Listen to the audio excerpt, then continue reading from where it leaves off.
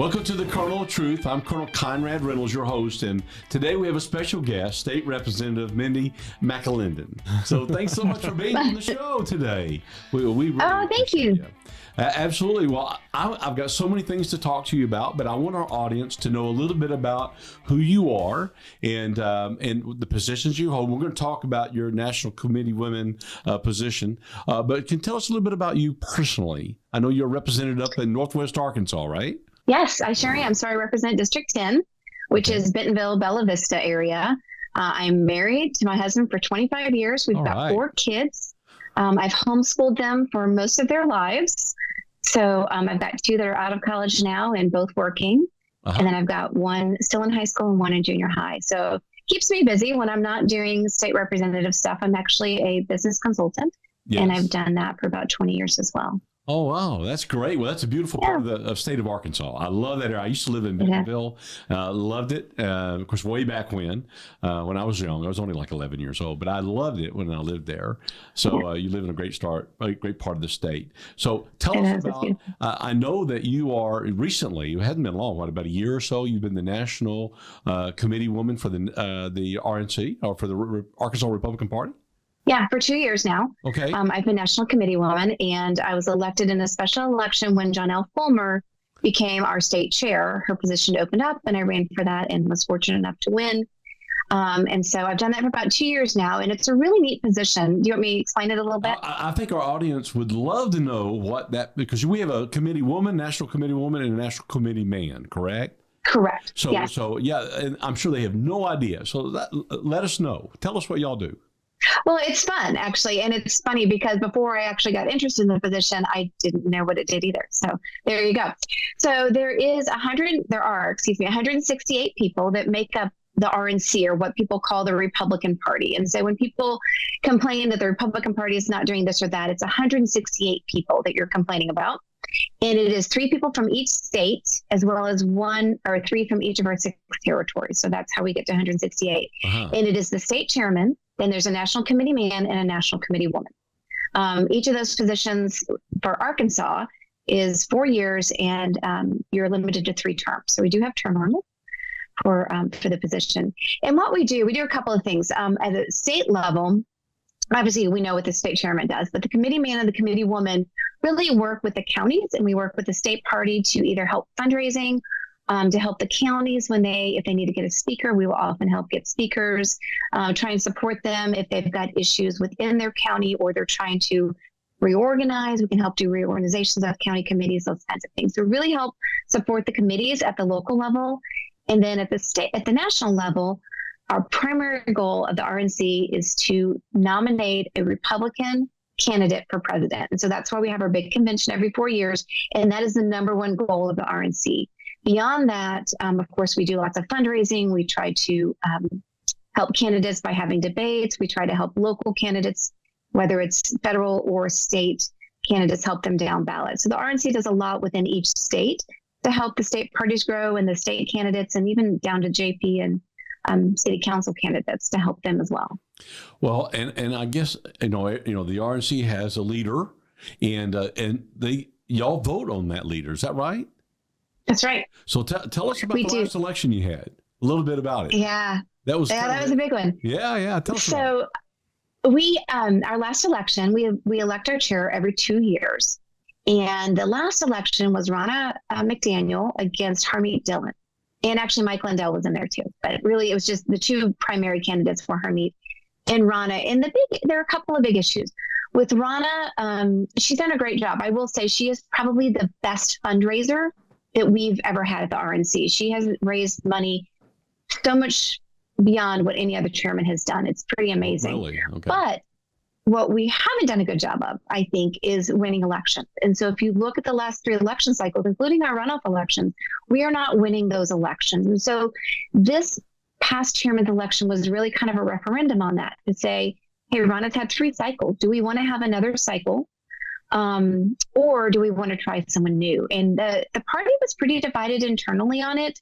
I know the voting reflected a little bit differently, a little bit more of a landslide for Ronna, but in reality, leading up to those elections, things were a little bit more tense and people were a little more divided, and it looked a lot closer than it was. Harmeet has done an amazing job in terms of really being a spokesperson for the grassroots, in terms of fighting for doing the right things, winning elections. And again, whether it's the local party, the state party, or the national party, our job is to win elections, right? Yeah. That's why we exist as a party, is to win elections. And we weren't doing it. And so a lot of people, myself included, all three of us from our state voted for Harmeet. That's no secret. Yes, we did. We actually had a resolution that came out of the executive committee to say we will vote for Harmeet Dillon. Wow. Okay. Well, unfortunately, she didn't win, and so we've got Rhonda there. Okay. All right. Hey, Mindy, this is Will. You know, in that election, President Trump came in at the last minute with backing someone, didn't he? He did, and he supported Rana. Okay. And he is the one. So when he was elected president, typically, kind of like with our state party as well, when we have a Republican president that's elected, they have a very strong say in who becomes the chairman of the national party. The 168 vote on it, but we really take into account the will of the elected president because he is the titular head of the party. In the same way, when Governor Sanders came in, she had a say in who became the state chair. We still had to vote, but she had a very strong say in who that person was. And so President Trump basically threw his support behind Rana when she was chairman of Michigan at the time. And so she'd been there since then, and he has supported her in every election since. So it does make a difference. But I will say that Rana and Harmeet are working together. Harmeet Dillon our committee woman Dillon is now co-chair of, she's out of California, correct? She's out of California. Yeah. So she is co-chair on some committees and she is working hard to keep her voice strong within the RNC. If I'm not mistaken, how do they feel about ranked choice voting? Because I think that's something I know that you want to talk about, and I certainly do. Yes. What is the RNC's position on that? So we are against ranked choice voting firmly, and we have a resolution on that as well. Well, I know that, and that's one that I'll be bringing back to the state. Well, I know people listening to this program probably as confused as I am on it. So please explain it to us so that everybody understands what we're talking about when we say ranked choice voting. Well, it is confusing, and that's part of the problem. So ranked choice voting basically means when you go to the ballot, you are now going to mark if there are 4 people running for, let's say, governor. You will rank them 1 through 4. And so you'll fill in your bubbles. If it were a paper ballot, you would fill in your bubbles 1, 2, 3, and 4. And then when they go to tally the votes, if the person who gets the most votes doesn't get over 50%, they will drop the person with the least votes, and they will retally those votes with the 3 remaining candidates based on how you rank them. And then the 4th place candidates, like if you voted for the 4th place candidate, whoever you put second will now get your vote instead. And so they keep doing that until they end up with someone who has 50% of the votes. So it's very confusing, but it's a process that's been adopted in Maine as well as in Alaska. And how did it work out in Alaska this last election? Not so great. Alaska is actually a really interesting case study. So when you look at the votes, we had 2 Republicans and 1 Democrat who ran in that election. And in reality, the Democrat... One of the Republicans, right? Yes, Sarah Palin. Yeah, Sarah Palin ran. And so the Democrat got 40% of the vote, which was the highest percentage that a single candidate got. But if you look at it in terms of parties, the Republicans actually then got 60% of the vote combined. Right. But what happens is they say, well, no one got 50%. So we're going to take the lowest candidate and drop him out. And then we will take Sarah Palin and the Democrat, and we'll allocate the other Republicans' votes according to how people rank them. Well, that's all well and good. But the problem is there were 11,000 voters who didn't rank a second choice for whatever reason. Maybe they didn't understand it. Maybe they didn't want a second choice. Maybe they thought if they only voted for the one, it gave him an extra boost. No telling what happened. But there were 11,000 voters who were disenfranchised in that election because they didn't get an opportunity to vote between Sarah Palin and the Democrat candidate. And so what ended up happening was the Democrat candidate actually won, even though if you look at the initial vote, 60% of the voters asked for a Republican candidate. So with ranked choice voting, this gets rid of party preferential primaries? So that's a jungle primary. So there's 2 things that go on. Like Louisiana has the jungle primary, and actually it's coming up I think in a couple of weeks. So what they do is they say there is no party preference. And so you just run, everybody runs, and the top, however many, 2 or 3 vote getters go to the final election. And that's kind of how they do it. So those are 2 different things. And both those issues have come up in our state over the last 2 years as possibilities. They're trying to get them as ballot initiatives. So it is something to watch out for. Both are very and equally dangerous. Have you seen any kind of support in Little Rock at the state legislature of people trying to get this? Is something getting pushed in the state through laws or anything of that sort? I have not seen anyone within the legislature trying to push ranked choice voting or jungle primaries. I think people who are super close to it really understand the dangers of it. But I am seeing organizations that are pushing ranked choice voting here in Arkansas, and they are trying to get it on the ballot again. They tried to get it on a couple years ago, and it didn't make it on because of some technical issues, but they're definitely trying to get it on again. And it's not just an Arkansas organic thing. It's a national thing that they're pushing to try and change the way that we do our voting. And what we've seen over time is that always you end up with a moderate or even a fringe candidate who ends up getting elected, just because the way that it's done, because you're disenfranchising voters, because voters are confused. You're not allowing voters to have their voice in the election process. So how do we make sure that it doesn't come to Arkansas?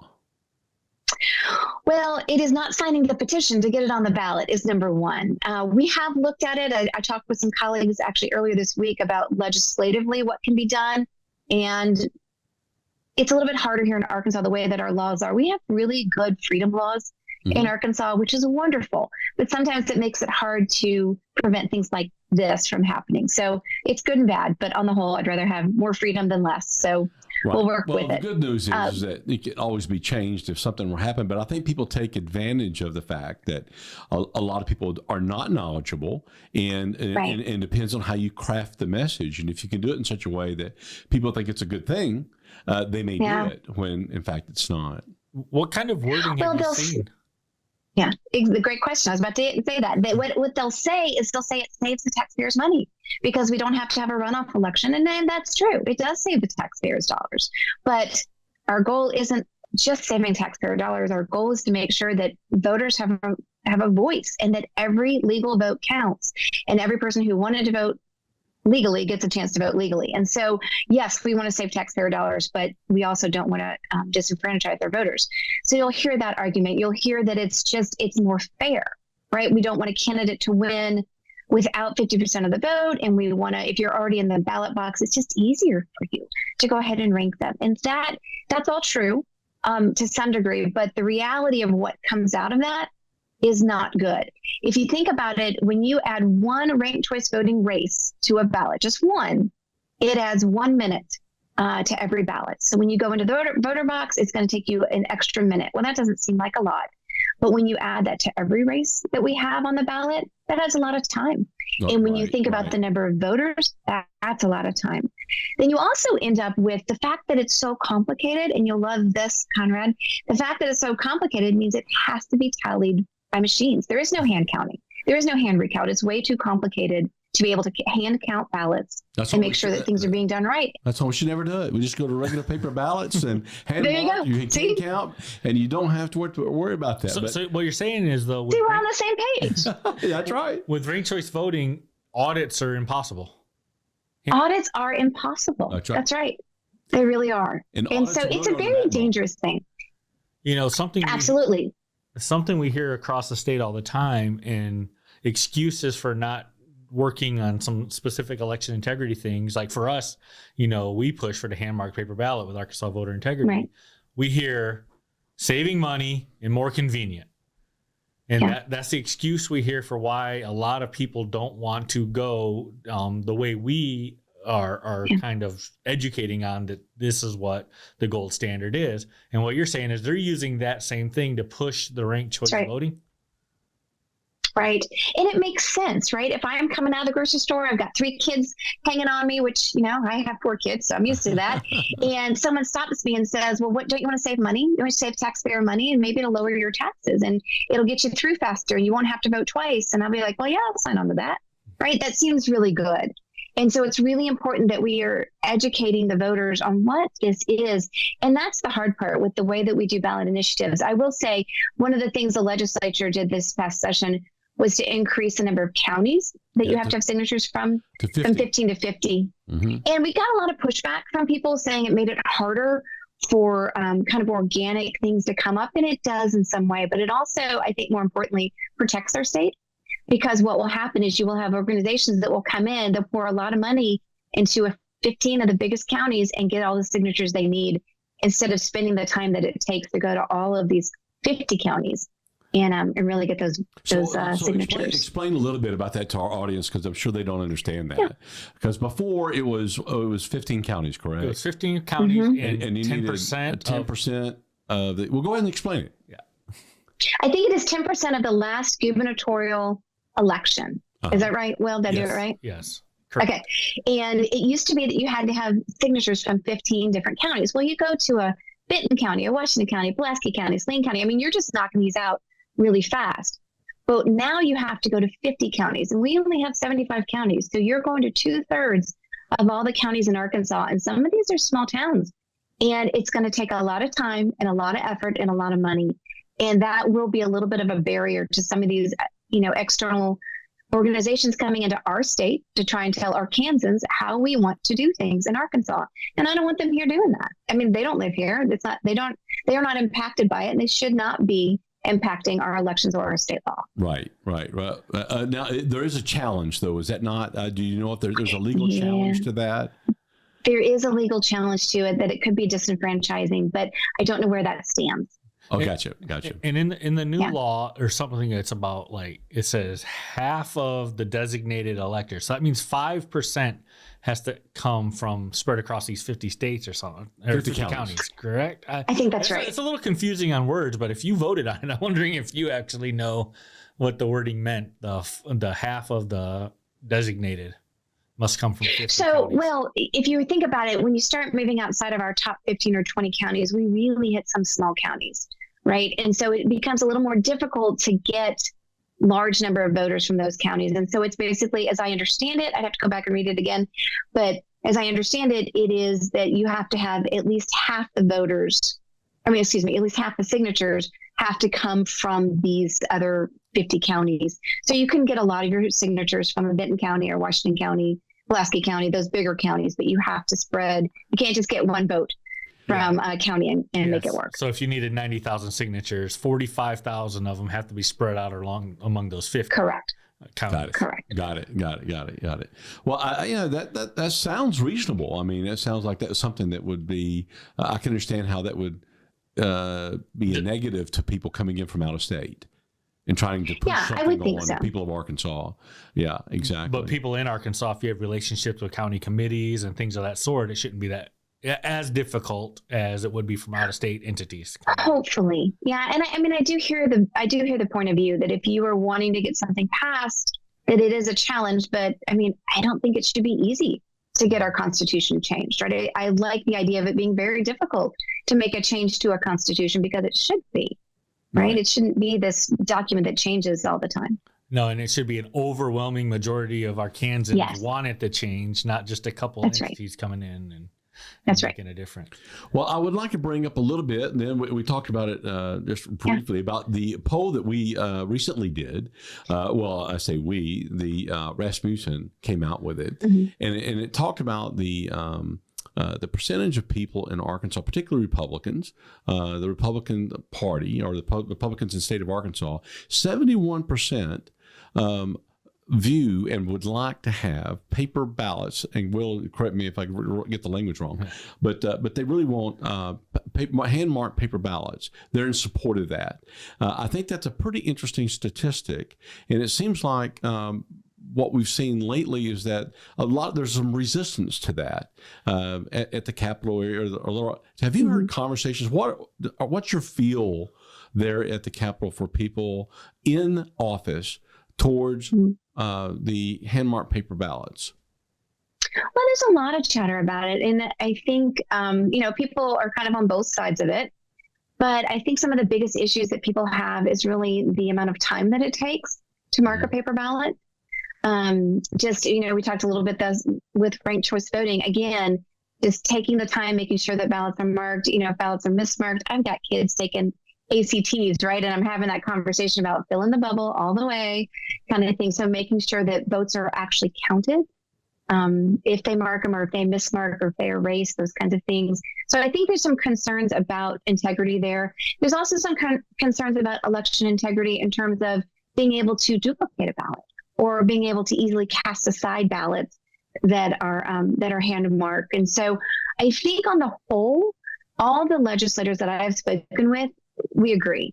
We want election integrity. Everyone that I know of wants to have every legal ballot count, and every legal person who wants to vote, give them an opportunity to vote. No one wants people to feel like their vote is obfuscated, that they don't know who they actually voted for, which I understand is an issue with the barcode.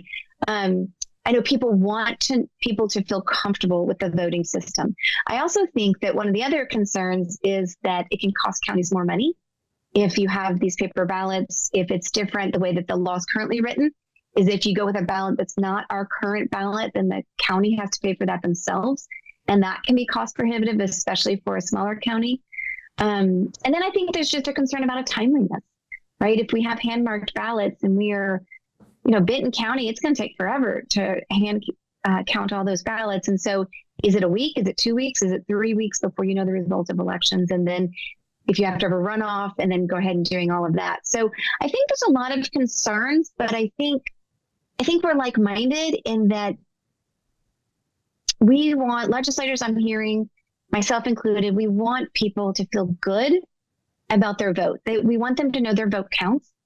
And we ran a bunch of bills this session.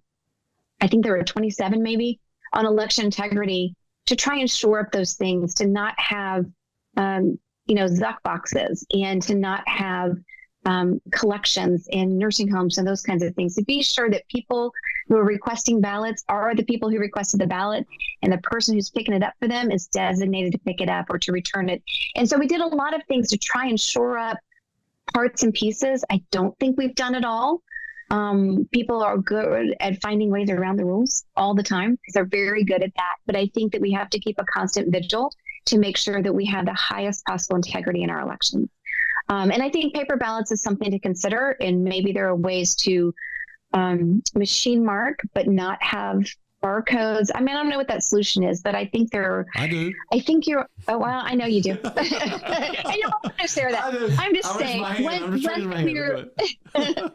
we're all going to come to agreement on, and that everyone's going to feel good about in terms of cost, in terms of time, and in terms of integrity. And I think people are for that.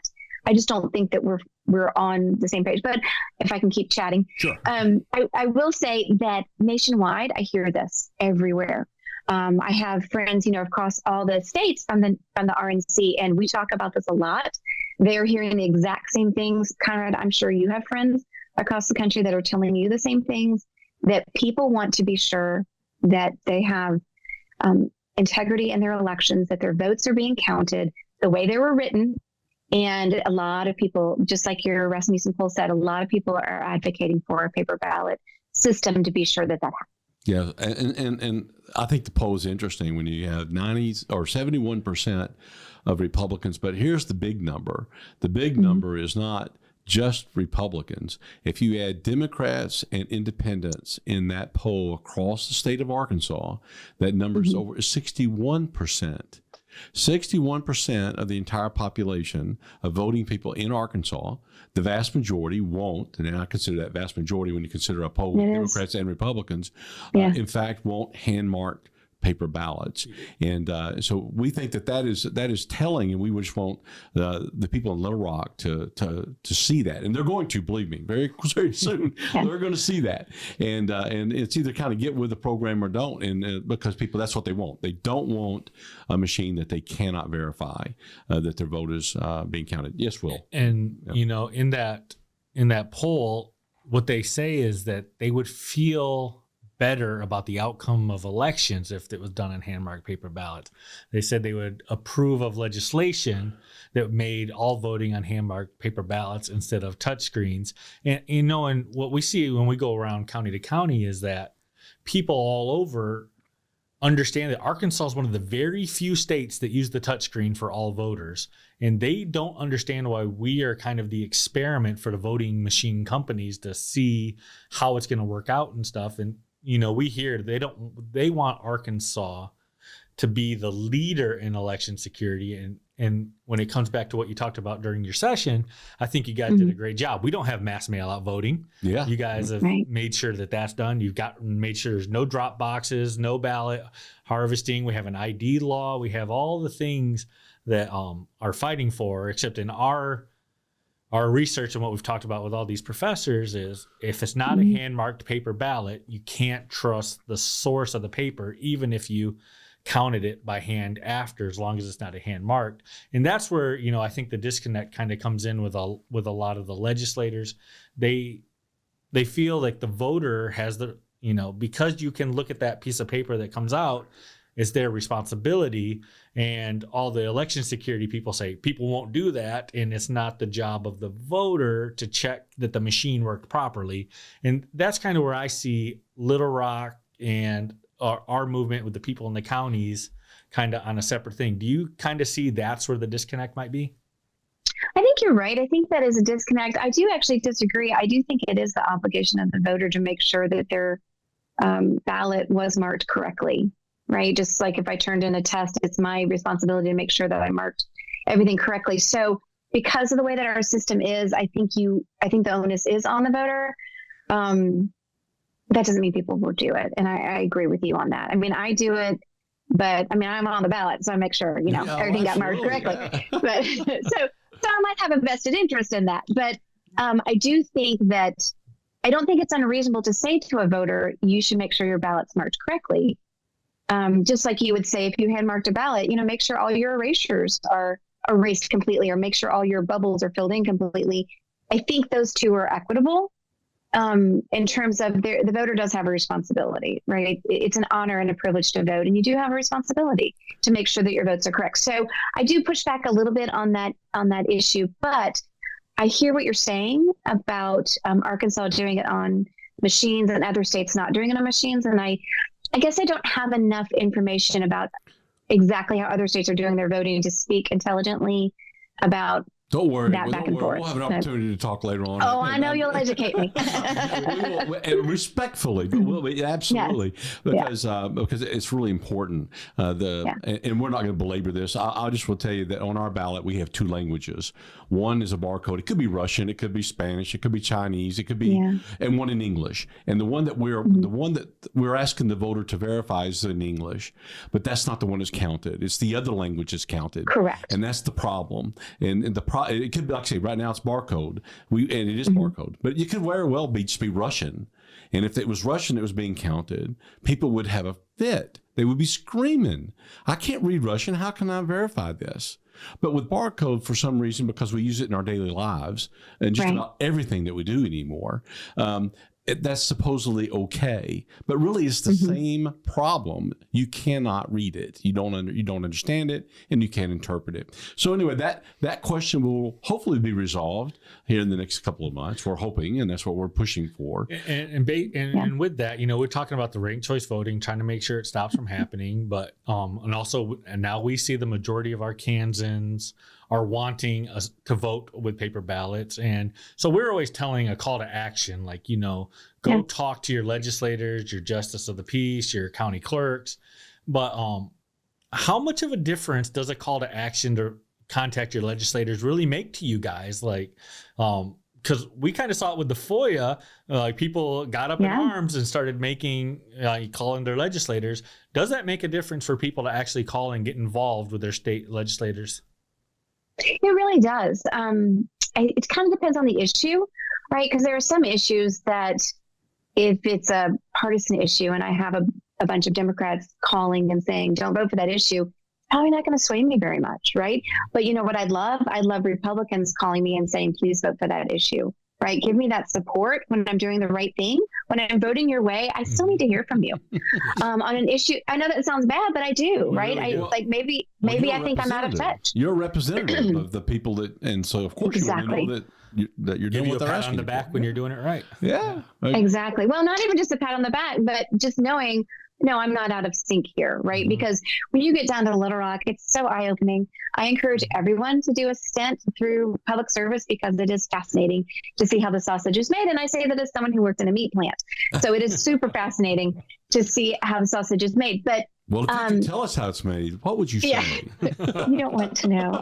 You do not want to know. That's what I will tell you. Okay. But you do get in a bubble, right? And so I sit with my friends and we talk and we're all on the same page and it's a big echo chamber. And so I love to hear from constituents. I have constituents who are solid conservative Republicans who disagree with me. I had one tell me the other day, she said, there's a bill you voted on and, we disagreed with it, but someone told me you just must not have understood it. And I said, okay, what bill was it? They told me the bill number and I said, oh, I ran that bill. I understood it. Yeah. So they just disagreed.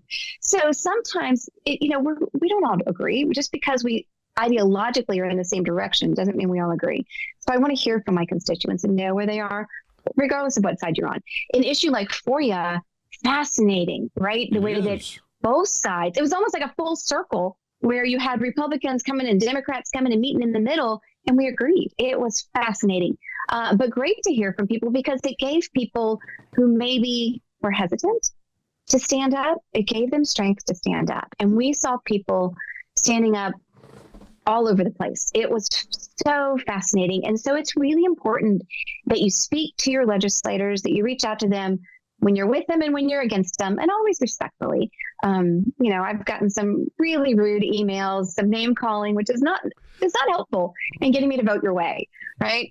But it does make a difference, and I encourage people to do it. Now, my colleagues will probably hate me for saying that because they will now be inundated with emails, but I literally try to answer every email that comes in. As best I can. Well, bless your heart. That's what I say, because that is tough. But I will tell you, it's one thing, at least you get to vote on something. You're maybe called bad names and attacked, but at least you get to vote on something. I've been called bad names and attacked, and I don't get to vote on anything. That's true. That's true. And I can't defend myself because I really don't have a platform to do that, at least in the state legislature or not. But I did see, we go around all over the state, and we talk to all different groups. Because we're a 501c4, I'm talking about the AVII portion of my life, right. And we're trying to educate, and it's any group. I mean, I've had people yell at me last night. Just last night, screaming at me, and that's part of the thing because and they really don't understand what I'm trying to say, and they don't want to understand it. But there are patriot groups out there that have asked us, and I saw you at one patriot group, and I just want to thank you for taking the time to go to those groups too and talk to them and let them and have your presence there. This was up in Bentonville. Rogers. Yeah, in Rogers. Bentonville. You're right. And I appreciate you being there because we need the legislators. We need people to open up and listen. You may not agree, but at least listen. I've had county judges call me and tell me, believe it or not, don't even come to our county. We've been told, don't even come and talk to our JPs. We don't want you coming talking to our JPs because we don't want them to hear what you may have to say because they may believe you. Wow. Okay. And we've already been told everything we need to be told. So don't come. And so and I said, what, we live in Russia? And I said, I know for a fact that's wrong because two of the JPs called me and asked me to come talk to them, and I already have. And they are 100% on our side. They understand the problem now. But now you're telling me that none of the JPs want. So I'm getting a lot of pushback from all over, and it's really crazy. But we're forging through. Like I said, you can call me. I've been shot at, so I don't really, calling you names doesn't hurt me at all. I spent a little over 5 years in Afghanistan, and I said, so as far as I'm concerned, we'll keep trudging along and educating people and let people make the decision. Apparently, they're coming around. 71% is pretty big number. So, we're going to try to get up to 81%. But talking about that pressure real fast, it made me think. Up there, over there in Little Rock, you guys have a lot of outside pressure, lobbyists and organizations coming in and like telling you like, hey, we would really like you go this way. What's that like? Because I've never been in that. What's it like when like outside organizations come in and their lobbyists are just there saying, no, you need to do this, this, and this. Like, what's the pressure feel like? Is it the same as getting it from the people in your district, or? No, you know what? I will say it's probably, there's more pressure from the people in my district because I know them, or because they have a personal story that it's much more personal with the people in my district. But, you know, the lobbyists are, they're powerful in Little Rock, and I'm sure in every state capital, and of course nationally. They're very powerful, and some of them let you know that, right? Let them know that for viewers. What does that mean? I mean, they come in and talk to you. Is it because they control money? Is it because they control? I mean, what is it? Well, I don't have that much money in my bank account, so they must not like me very much. But no, really, it's more saying things like, well, you know, leadership's on board with this. And I'm like, well, leadership doesn't elect me. So, you know, which doesn't make people happy, but there's some benefit to having good, strong friends that feel the same way as you. I live with some other legislators, and I will tell you, two of the women I live with, salt of the earth. I absolutely trust them. I trust them with every word I've ever said to them, that it won't go any further. And we can really have those conversations. And I know that even if I'm the only no vote on the board, they've got my back, and they'll defend me and my right to vote no, and they'll support me. So there's a lot of value in having those types of friends when you're down there, because the lobbyists are not your friends, as I've been told many times. No matter how much I like some of them, they have their own agendas, right? They have to make their paychecks. And so they'll come in and they'll say, well, you know, everyone's for this, or you're going to be the only one against this, or, you know, your voters aren't going to like it if you vote against this. And so you just kind of have to, for me, and I can't speak for anyone else, but for me, I was brought here because of the values I stood on. I was very clear and transparent with the voters. They voted for me. And that's how I'm going to vote in the legislature. And I will listen to you, and we'll look at the nuances of the bills. I have heard from voters, and I've changed some of my bills when they've said, this really hurts me. I didn't know that was going to hurt you. We had our county clerk came up and said, there's a Democrat who's running a bill that's really going to impact Bella Vista voting sites. And, you know, what can we do with it? I said, well, how would you change the bill? Talk to me. And then I went to the Democrat and said, I'd like to run an amendment on your bill. And he said, well, do you mind if I run that? And so it's not a hostile amendment. And I said, no, I don't mind. And so he amended his bill, and we were able to get it done. But it's because people took the time to reach out and say, this is how it impacts me. And those are the people that you answer to. And so for me, it's a matter of, you know what I stand for, and you know how I'm going to vote. And so the lobbyists don't impact me as much. Now, I will say one great thing about lobbyists is they're a really good source of information. And so if I don't know something about a bill, I can go to them and get more information. And then I can also say, who's against this bill, and go to those people and get more information on the other side. So you can start to make really good decisions. But it's interesting down in Little Rock for sure. Again, everyone should do a stint through public service. Well, the fact that you've stood up, and you said you've been in Arkansas how many years? 9 years now. 9 years, and you're already a representative. I mean, that's pretty good.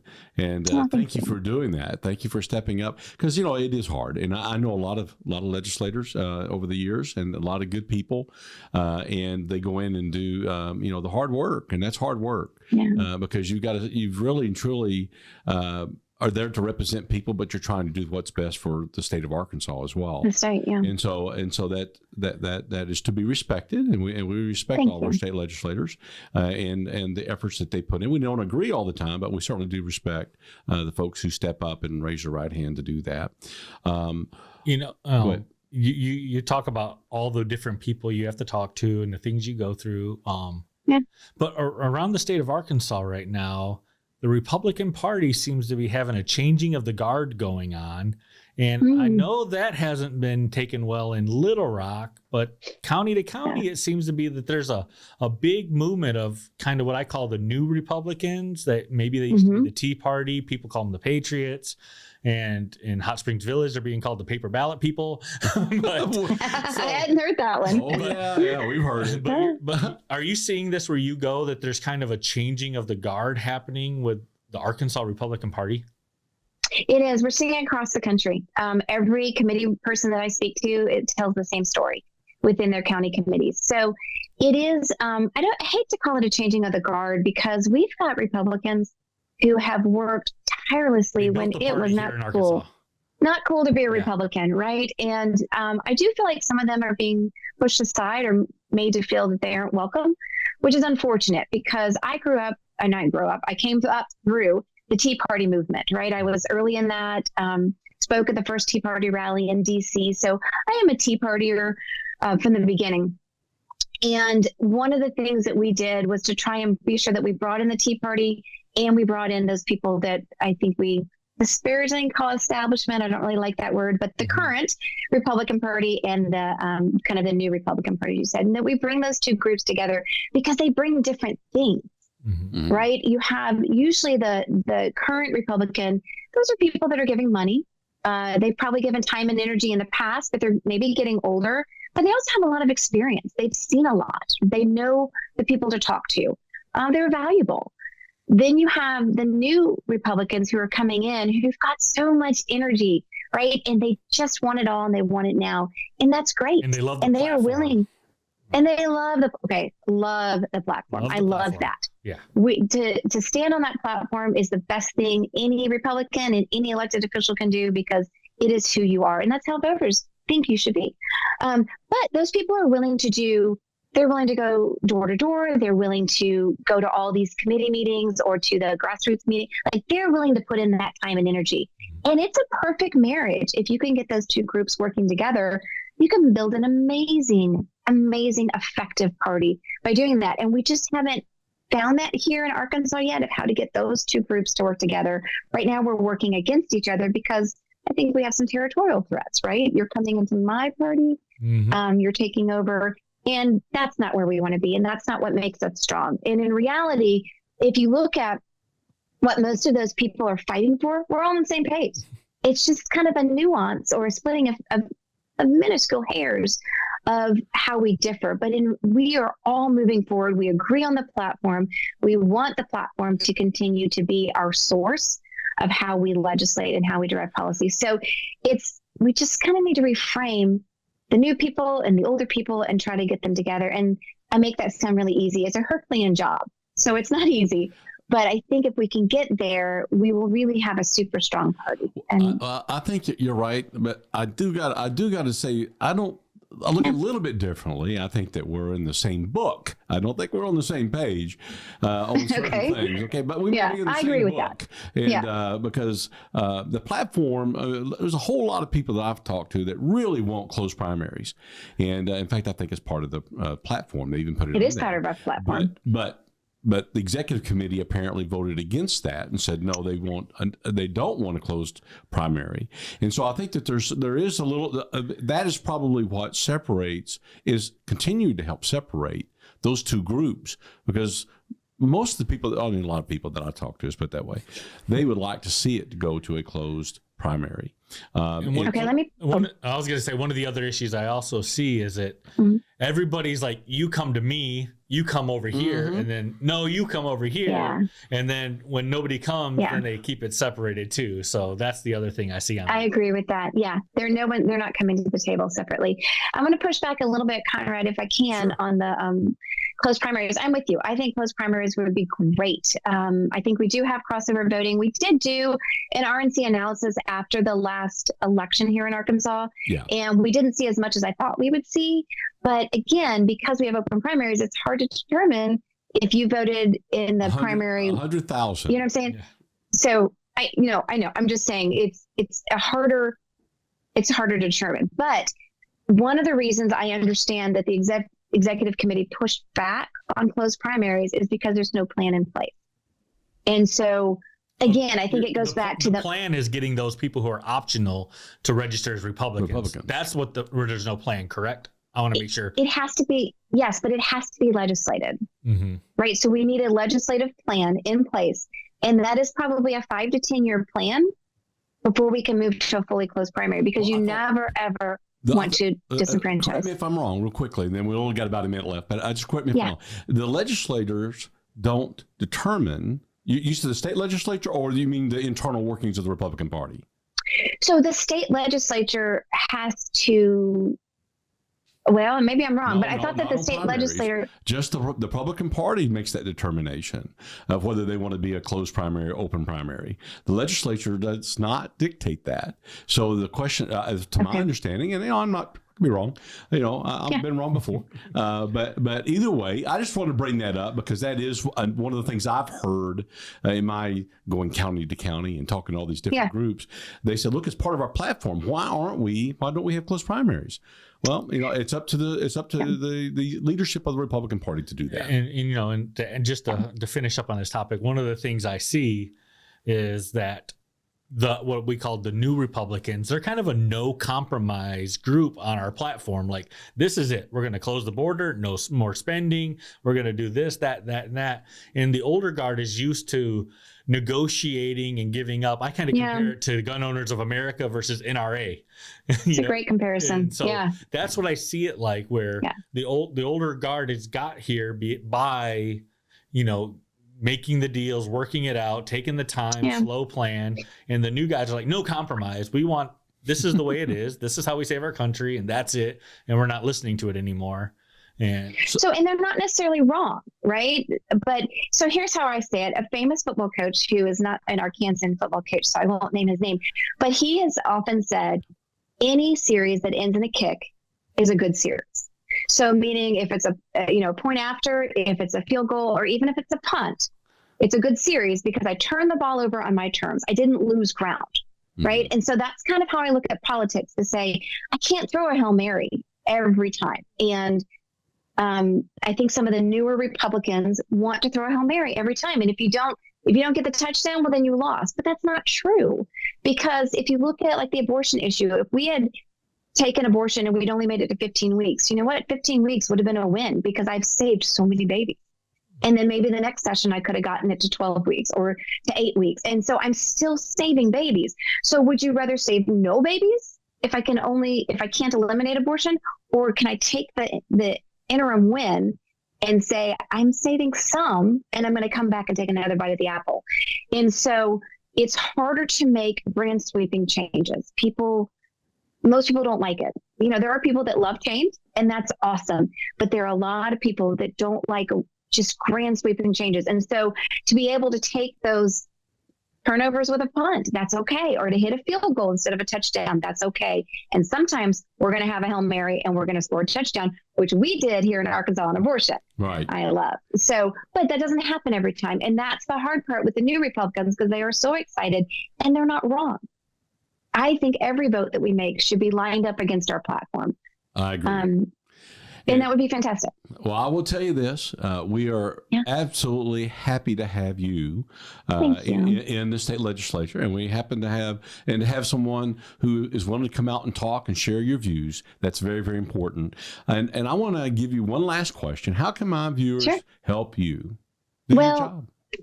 I mean, vote, right? I mean, always go to the polls, whether you're in my district or not, go vote. But I think with ranked choice voting, educating your neighbors, right? It's not enough just to call your legislators, because you've got neighbors signing these petitions. And so I think making sure that your neighbors are educated that this is disenfranchising to people, that this is not a good thing, I think is really important.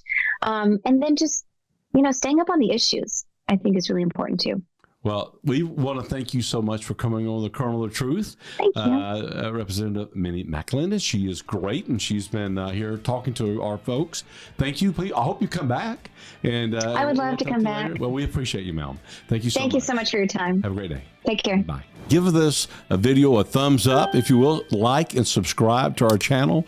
Very important for us to spread this message to everybody, and I can't do it without your help. This is the Kernel of Truth. And I'm Colonel Conrad Reynolds, and thank you for joining us.